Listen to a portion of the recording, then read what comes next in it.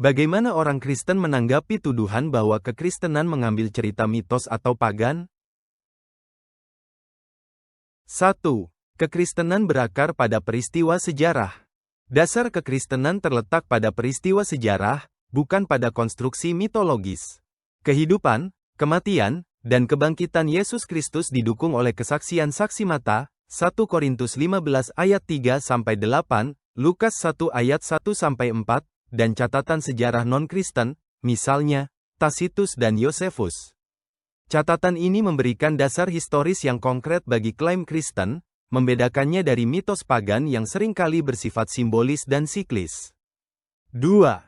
Kerangka teologi yang unik. Narasi teologi kekristenan sangat berbeda dengan mitos pagan. Mitos pagan seringkali menggambarkan cerita simbolis atau siklus yang terkait dengan alam, misalnya, kesuburan atau pergantian musim, sementara kekristenan menyajikan kebangkitan Yesus sebagai peristiwa unik yang terjadi satu kali untuk selamanya, Roma 6 ayat 9-10. Kerangka teologi ini, yang berakar pada monoteisme dan penebusan, sangat berbeda dari pandangan politeistik dan antropomorfik para dewa pagan. 3.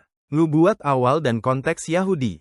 Kekristenan sangat tertanam dalam tradisi Yahudi, dengan nubuat-nubuat yang telah ada sebelum kemunculan banyak klaim paralel pagan. Misalnya, Yesaya 7 ayat 14 dan Mazmur 22 menggambarkan elemen-elemen penting dari kehidupan dan kematian Yesus berabad-abad sebelum penggenapannya. Akar Yahudi kekristenan memastikan pandangan dunia monoteistik yang ketat, sehingga kecil kemungkinan bahwa orang Kristen awal akan mengadopsi mitos pagan, 2 Timotius 4 ayat 3 dan 4.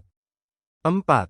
Ketidaksesuaian kronologis. Banyak paralel yang diklaim antara kekristenan dan mitos pagan gagal jika diperiksa secara kronologis.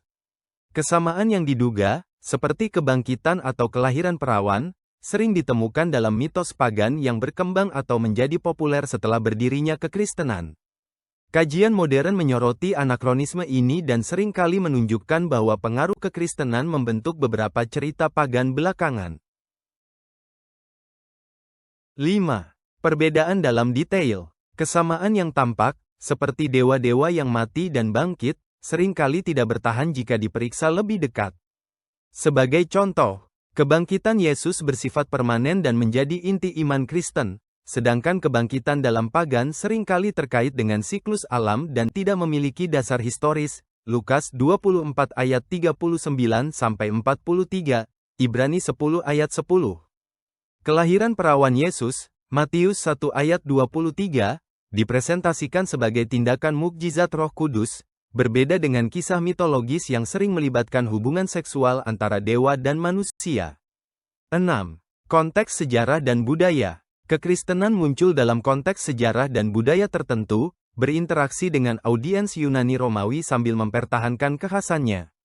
Orang Kristen awal menggunakan bahasa yang akrab untuk menjelaskan keyakinan mereka, misalnya, Logos dalam Yohanes 1 ayat 1-14, tetapi ini tidak berarti bahwa mereka meminjam. Sebaliknya, ini mencerminkan kontekstualisasi, seperti yang ditunjukkan oleh penggunaan Paulus terhadap Allah yang tidak dikenal, di Kisah Para Rasul 17 ayat 22-31. 7. Penolakan terhadap mitos. Baik tanggapan Kristen awal maupun modern menolak gagasan bahwa kekristenan meminjam dari mitos pagan. Apolog Kristen awal seperti Justinus Martir berargumen bahwa jika ada kesamaan, itu adalah kebetulan atau distorsi oleh kekuatan spiritual. Kajian modern menekankan keandalan historis Perjanjian Baru dan kekhasan teologi Kristen. Kesimpulan, dasar sejarah kekristenan, keunikan teologi, dan akar Yahudi membantah tuduhan bahwa kekristenan meminjam dari mitos pagan. Perbedaan dalam tujuan, detail, dan konteks sejarah antara narasi Kristen dan pagan menegaskan kekhasan iman Kristen.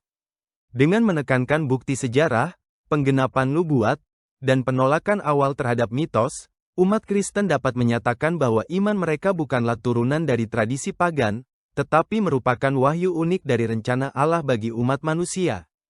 1 Tesalonika 5 ayat 21, ujilah segala sesuatu, peganglah yang baik. 2 Petrus 1 ayat 16, Sebab kami tidak mengikuti dongeng-dongeng isapan jempol, tetapi kami adalah saksi mata dari kebesarannya.